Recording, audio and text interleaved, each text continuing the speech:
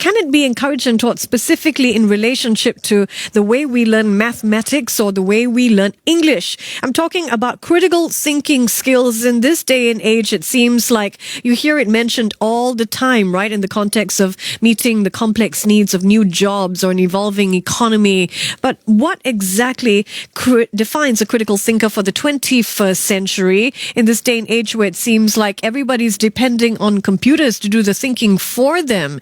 You know, you go to Google and you can bring up pretty much an explanation for anything that you wanted to learn about. So do you really need to think, or in this digital day and age, is the thinking sort of outsourced increasingly? What is it doing to critical thinking skills? We'll also open phone lines for you in just a short while so that you can get your questions answered by my very special guest today. It is time to say welcome to Edwin Cheng. He is a Principal Master Specialist of EduEdge Learning Hub. Welcome, Edwin. How are you? Hi, Michelle. Thanks for having us here. Good of you to join us. Also joining me today, a man who has, I was looking through your book, Sunny, and I thought if I had to do maths in this day and age, I would just wave a white flag immediately. Sunny Tan is author of Mastering Heuristics, a whole series of books ranging from 1 to 6, right? You have 6 books in the series. And he's also the founder of Maths Heuristics. So welcome, Sunny.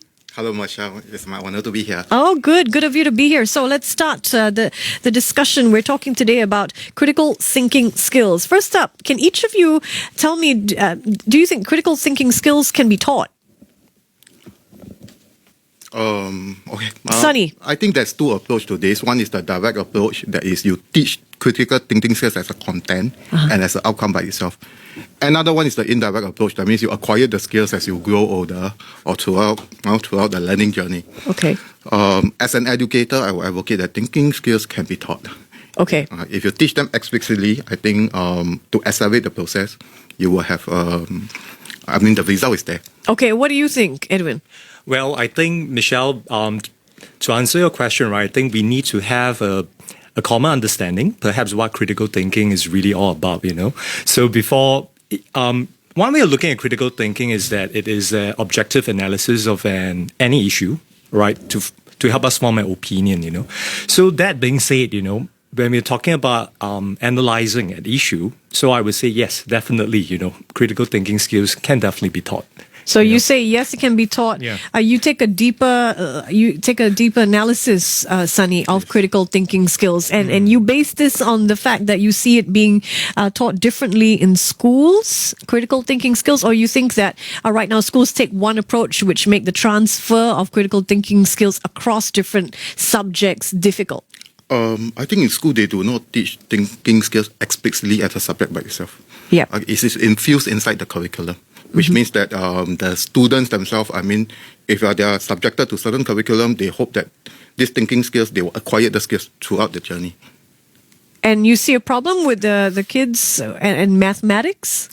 In mathematics, especially when it comes to problem solving, I believe that a lot of parents out there, they are they are as confused because all the questions are very difficult. So when such kids, when they approach an unfamiliar problems, so without the right thinking skills and the thinking strategies, these kids, they're going to get stumped. Okay, well, speaking of thinking skills, we've been running a contest, and today really is the last chance for listeners to apply their thinking skills and be declared master of the word. We've given out clues all through the day, and let's see who we have on the phone lines right now. Hi there. Hello. Hello. Hi. Yes. Who's this? I'm I Hong here. I Hong? Yes. Okay, I Hong. Our clues were, the word starts with M, it ends with T, 10 letters in the word. It's from the Latin for generous. It's an adjective and refers to a characteristic of generosity. What's the word? Magnificent. Magnificent? Did you say magnificent? You did, didn't you? Munificent. Good for you. Congratulations. Okay, now here comes the tough part, because you have to choose between 2 boxes. Behind one box is Sunday brunch for 2 at Tamarind Hill worth $240, and behind another box, absolutely nothing. So here are your options. Would you like the purple box or the red box? I think I prefer purple. You like purple? Yes. You sure about that? You don't want to change your mind? Red. Then in that case, red. In that case, red. Congratulations. Sunday brunch vouchers yours. Thank you.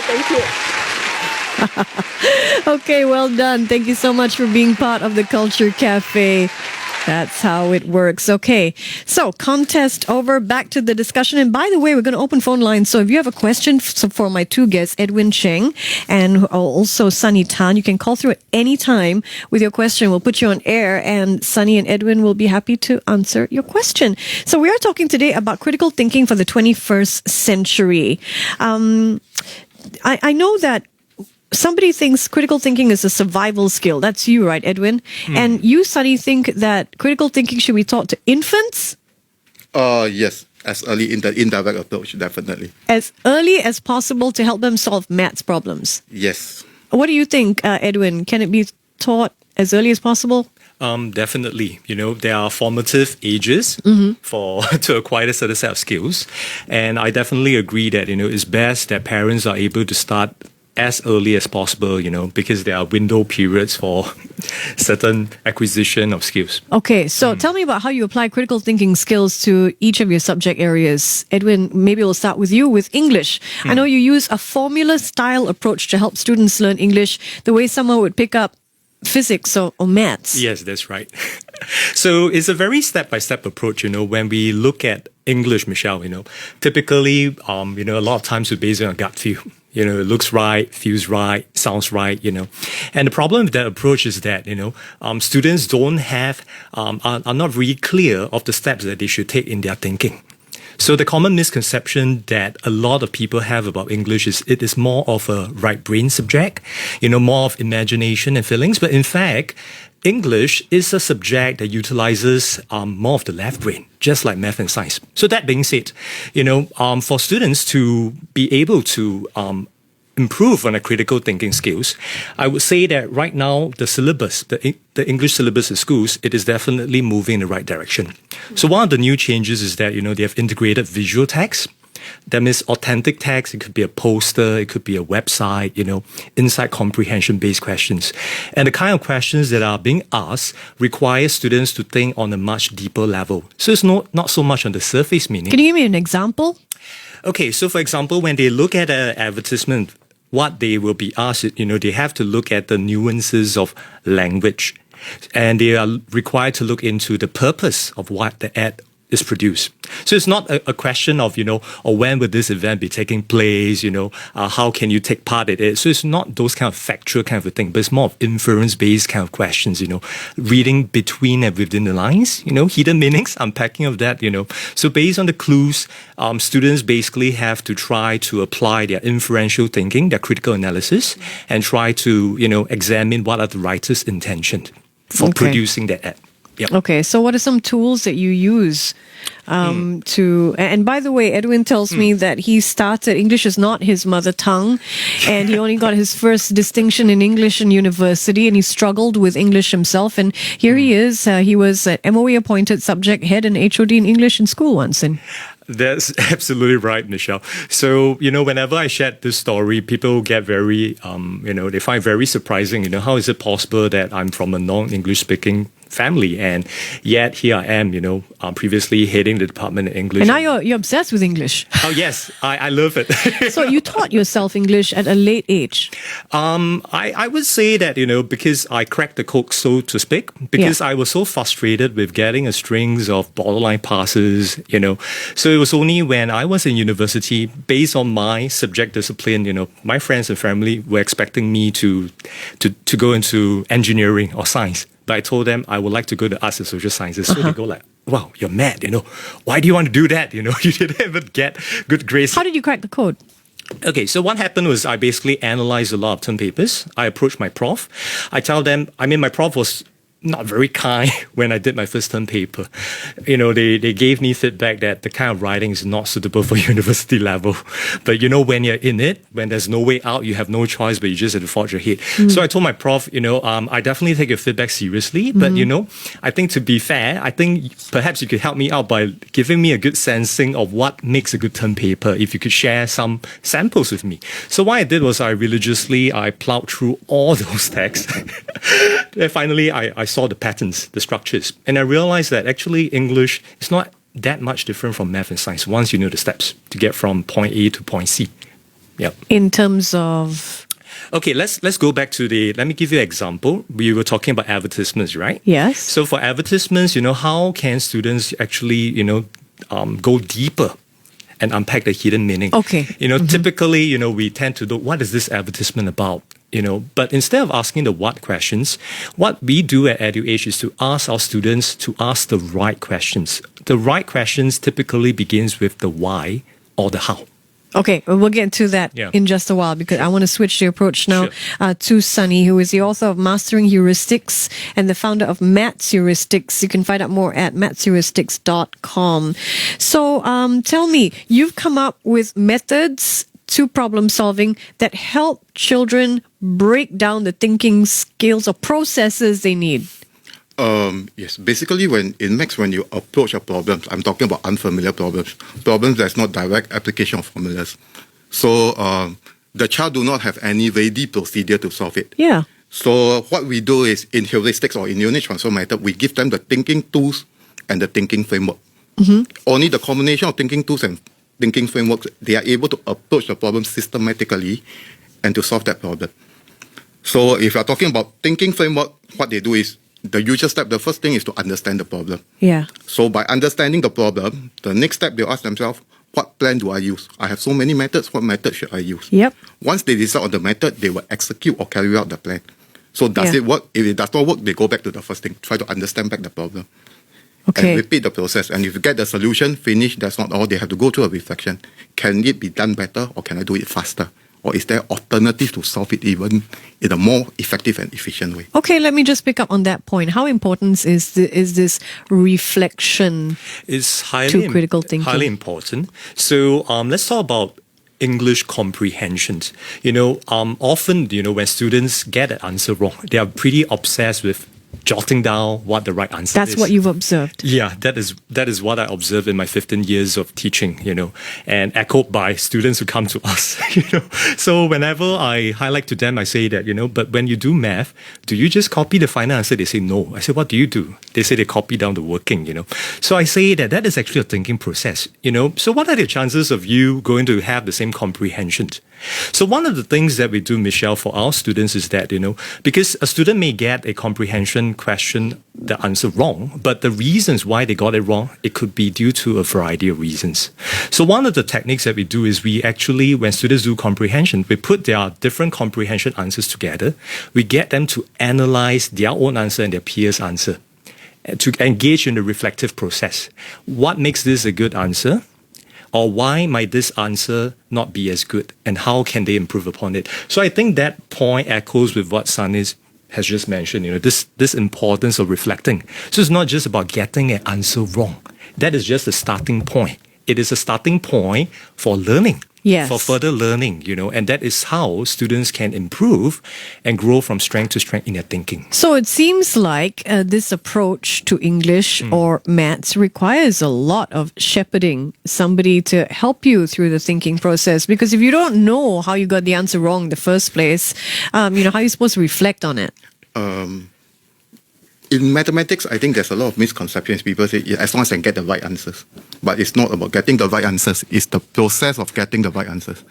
So, correct, you need a very good expert coach. You do, in right? fact, to monitor the kids, to go through the thinking process. That's not just looking at the answers. That will not be effective. Right. So it's able to guide the child systematically to engage them in the thinking process. You have some advice for parents who want to help their kids? Let's say the child show you a problem. Right? Maybe I don't know how to do this problem. The easiest way is to give them the steps. Step 1, 2, 3, 4, apply formula. But you're not engaging the child in the thinking process. What you should do is tell them, maybe you read, okay, let's read the question. Maybe read it another time. Can you tell me, what can you infer from all these sentences? That is the first step to understand the problem. Yeah. Then you tell them, okay, you seem to understand the problem. What method do you want to use? You're trying to ask them to think. Maybe the child will say, I would like to use model approach. Okay, let's try. The child will get stuck at some point. Maybe then you try to lead them. Now look at the 3 sentences. Which sentence do you think you can start your model with? So what I'm saying is you have to engage them in the process and not just giving them the step. They will understand what you're trying to say when you give them the step, but they are not engaging in the whole process. Okay, I'm going to read a maths problems, okay? A problem out. And parents, you try to put yourself in the shoes of kids. Linda bought 6 bars of chocolates and 8 cans of soft drinks for $42.60. Cindy bought 4 cans of soft drinks and 6 packets of crackers for $9.90. Joanne bought 1 bar of chocolate, 4 cans of soft drinks, and 4 packets of crackers. How much did Joanne pay altogether? I waved the red flag. No, my white flag is up. There's so many units to break down. What are the biggest struggles that children come to you with when it comes to math, Sunny? By looking at the problem, they are stuck. They Exactly. can't even By the time they get to the end of reading it, they want to stop and give up. because they do not have a systematic way of thinking. I mean, if for a parent who is very good in maths, the first thing they'll tell you is start to form equation. That is correct. That is a system. That's a system to think. So the kids do not have any system to think. So if you explicitly teach them the framework, the thinking tools, they are able to approach a problem. And they will systematically guide them and they will finally to get answers. Let's see, we have a question from a caller. Hi there. Hi, Michelle. This is Michael. Hi, Michael. What's your question? I got 2 questions, actually. The first one is for a young audience. So I heard your guest say that they think parents should teach critical thinking to their kids at as young an age as possible. And I'm wondering, how young is that? Are we talking toddlers or primary school? Or, really how young can you start teaching critical thinking? Okay, let's do one question at a time. What do you say, gentlemen? Sunny? As young as 5 years old? How do you do that with a 5-year-old who might not grasp language yet? Yes. For 5 years old, maybe, you can ask them, just maybe talk to them, ask them questions. You don't give them direct answers. For maths, you bring them to a park, you can ask them, what is the shortest way? Do you think you can go there? Things like that in everyday activities. Okay. And what do you say, Edwin? Yeah, 5 to 6 years old will be a good age group. And, it doesn't have to be contrived, just our everyday experiences. I go back to the same thing. It is the kind of questions that we ask our children, So, for example, if they say that, hey, Papa, look, aeroplane. So rather say, yes, aeroplane, that is very factual. So we could go one step deeper and ask them, how do you know that is an aeroplane? Why do you say that? So again, one simple technique that parents could apply is to ask the how and the why questions. These are questions that are acutely lacking today. We're not asking enough why and how questions, So the how and the why actually gets your child into Thinking the deeper. process of thinking deeper. Right, like why do I think this is an airplane? Because it has wings, because it's in the sky. And that basically starts the whole process when they become older, when they, in the next few years, when they start being formally educated in primary school and secondary school. So what happens is that they will already have the foundations of what we call justification, Right. looking for clues, Yeah. Justifying. Because when we want to make a statement, we want to give an opinion, we need to be able to support it. Yep. So that basically starts the whole justification And it starts with process. observation. Yes, it starts with Right. observation. Precisely. Michael, did you have another question? I did, yeah. First off, thanks for those answers. That's really interesting. My second question is more geared for adults, and it's particularly for our guest who specializes in math. I'm curious what advice you would have to someone who perhaps did really poorly as a student in maths and has then become math phobic. Oh, great question. Miss Sunny, this is for you. For maths, it depends. At primary level, there's a certain skill sets that you need to teach them. As they grow older, there's different types of skill sets that you need to teach them. Basically, in maths, what is important is the foundation. Yeah, is it too late? You're maths phobic because maybe you didn't study your multiplication tables and so, equations are completely beyond you because you lack that foundation stone. So Right. what would you say to an adult who feels maths phobic? If you lack of the foundation, I think it's very difficult to progress because Yeah. for maths, basic computation is there, plus, times, minus, divide. And if you have phobia in this thing, if you want to go into higher order thinking skills that involve maths, it will be a bit tough. Yeah. So you'd say, what do you say? Buy one of your books at level 1? That's why somebody are not good in maths, because they are good in language. So it's actually all different type of talents. There's something out there for everyone. Michael, are you happy with that answer? No, I'm not. Because, I'm sorry. I think that everybody can actually master math. For me, it's like a game, and there has to be some way of getting over that phobia. I don't care how old you are. Yeah. Michael, actually, I kind of agree with you because, myself, as what Michelle has shared, I was doing very poorly in English, and I actually had a phobia for that. So I think for students, likewise, if they're having phobia in English or phobia in math, I think it all begins with getting them experience small successes. So once they experience small successes, try out the simpler questions, the lower level questions, and then when they get it right, they feel confident, then they start progressing to the more difficult questions, So it's a slow but gradual process, but I will totally agree with you. It can be done, Yeah. My own experience. Surely, Sunny, there can be small sense of competencies you can build along the way, even if you're Because in my an adult. opinion, maths, there's basic foundation that you have to build first. Yeah. So you have to, to improve, you have to clear all that foundation. You really do. There's Yeah. no shortcut There's no around shortcut. You have to it. clear that But you can build your competencies in that, right? Yes, if you got the You interest, surely can. you have to go backtrack, build the You foundation, just have to, and go yeah. all the way up again. Michael, any more questions? They're very good. No, that's good. Thank you, gentlemen, and thank you, Michelle. Thank you very much. 669-11938.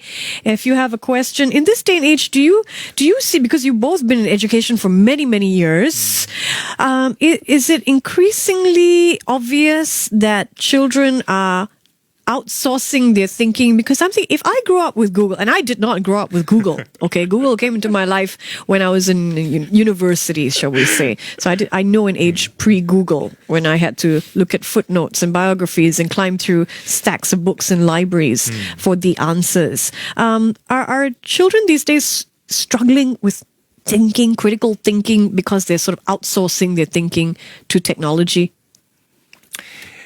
I would say it's not their outsourcing, because in this day and age, with the advent of social media and the internet, we are being bombarded by so much information online. So it is more of like a kind of like a efficient way of sieving through, so much information all at once, So I think that has led to our teens, our children, becoming a lot more. Let's put it this way. I think because it's an efficient way of thinking, so they adopted it, and they tend to, like what you say, think less deeply. You are seeing that. Yes. What do you definitely. say, Sunny? In my opinion, if a child is able to think critically, he's able to differentiate using logical reasoning and evidence to see what I should believe and what I should not believe. Which is so important in what they call a post-fact world Correct. now, Yes, right? yes. I mean, that to me is what critical thinking is about: being able to see different perspectives, and then look at the thinking behind each position The and logic, ask how you got to that. Yes. So we were talking about this thing about social media, right? Okay, one very good example of critical thinking in action will be, when we see a social media post, the first reaction usually will go like, hey, how can the person do that? He's wrong. It's so unfair. Usually if a post goes viral, that is the kind of thing. But if it's a critical thinker, they will not react. They will actually reason. So it goes back to the kind of questions they ask. They will, for example, perhaps, question the motivations. Why did the writer actually post this? Right. And how does this post, does it solve any problems? Does it solve any issues? I think I like that point about hold your reaction. Yeah, hold because your reaction. really, as a journalist, and if I want to look at something objectively, what I need to do is hold back my initial responses. Yes. Whether it's whether I'm inflamed by it or I think it's utterly nonsense. I need to hold that back so that I can think through what's being said and then assess it. So I want to go back to critical thinking for maths. It seems like critical thinking is what maths is all about, right?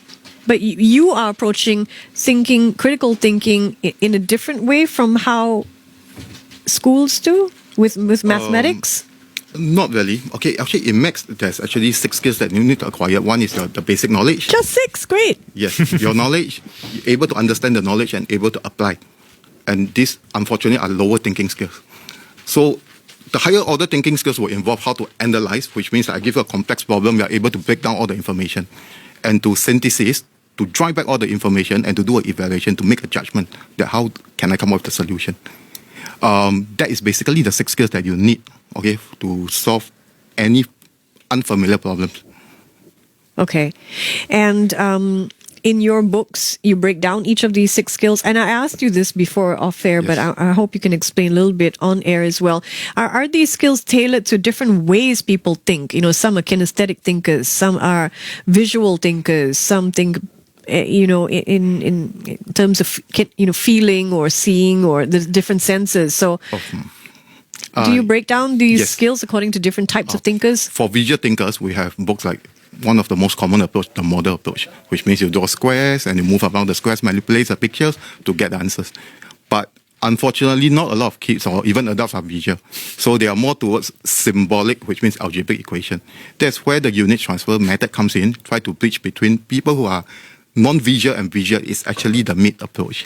Okay. And another set of skills is spatial visualization. You know, imagine the P6 question, you see